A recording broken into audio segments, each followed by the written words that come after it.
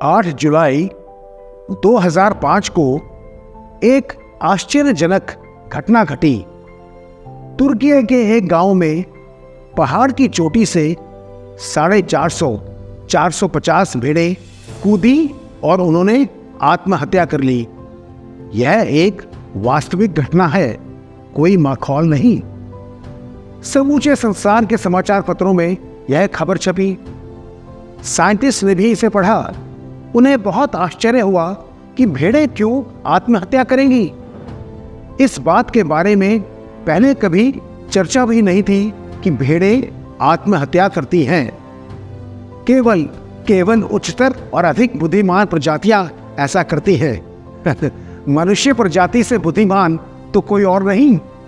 पर यकीन मानिए, भेड़ें आत्महत्या नहीं करती। कुछ ऑस्ट्रेलियन साइंटिस्ट ने यह खबर पढ़कर इस घटना पर खोज करनी चाहिए, यह जानने के लिए कि ऐसा क्यों और क्या हुआ।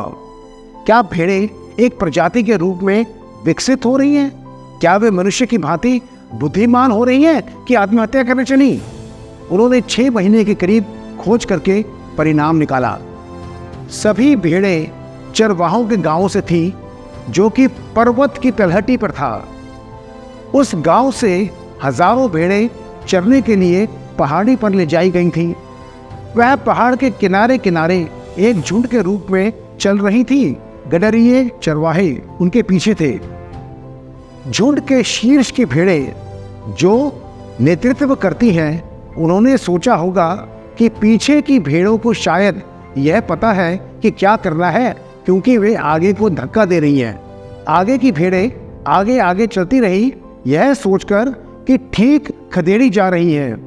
पीछे की भेड़ें यह सोचकर अनुसरण करती रही कि आगे वालियों को पता है कि वे क्या कर रही हैं, तो हमें तो केवल उनके पीछे पीछे चलना है। हर कोई भेड़ सोच रही है कि दूसरी को पता है कि क्या करना है और कैसे। हम तो उनके जैसा ही कर लेंगे। यही है भेड़ चाल। अब सबसे आगे की पहली भेड़ बिल्कुल किनारे आ जाती है और क्योंकि पीछे वाली धक्का दे रही है, तो वो फिसल जाती है और पहाड़ से गिर जाती है। और विश्वास करें कि कोई 1500 भेड़ें, 1500 भेड़ें उस शिखर से एक एक कर कूद गईं, क्योंकि पहली भेड़ कूदी थी। तो केवल 450 भेड़ें क्यों मरी? क्योंकि वे पहली 450 भेड़ें थीं। बाकी जो कूदी वे धरती की बजाय पहली 450 भेड़ों पर गिरी और बच गईं, सुरक्षित रहीं। यह वास्तविक जीवन है। मनुष्य इनसे भिन्न नहीं। हम अपने जीवन के बारे में कोई प्रश्न नहीं पूछते।